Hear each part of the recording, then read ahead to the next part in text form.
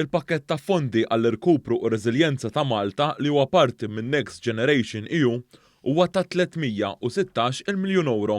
Iżda b'kollox dan il-pjan tal-Gvern Malti se jkun qed jiswa 345 miljun euro.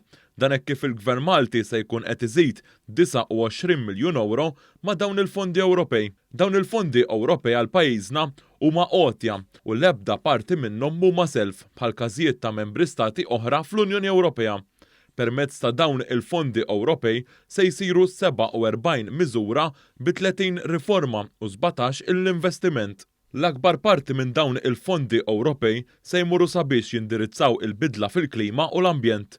Il-miri tal-Kummissjoni Ewropea dwar l-ambjent għal kull pajjiż huma ta' 37% minn dawn il-fondi, iżda fil-pjan ta' Malta dan huwa 54%. 60 miljun euro minn dawn il-pakkett ta' fondi se jintefqu sabiex issir tranzizzjoni għall-enerġija rinnovabbli f'binjiet privati u pubbliċi, waqt li 34 miljun euro se jmorru sabiex il-flotta ta' trasport pubbliku teqleb għal dik bl-elettriku. It-tieni l-akbar settur ta' dan il-pjan tal-kupru minn fondi Ewropej huwa sabiex issir il-qalba diġitali. Hawnhekk il-pjan ta' pajjiżna se jinvolvi kwart minn dan waqt li l-mira tal-Unjoni Ewropea kienet ta' 20%. Dan se jwassal biex issir qalba diġitali fl-amministrazzjoni pubblika u fis-servizzi pubbliċi b'investiment ta' 34 miljun euro, waqt li 15 miljun euro se jmorru sabiex issir it-tranzizzjoni diġitali għall-intrapriżi Maltin.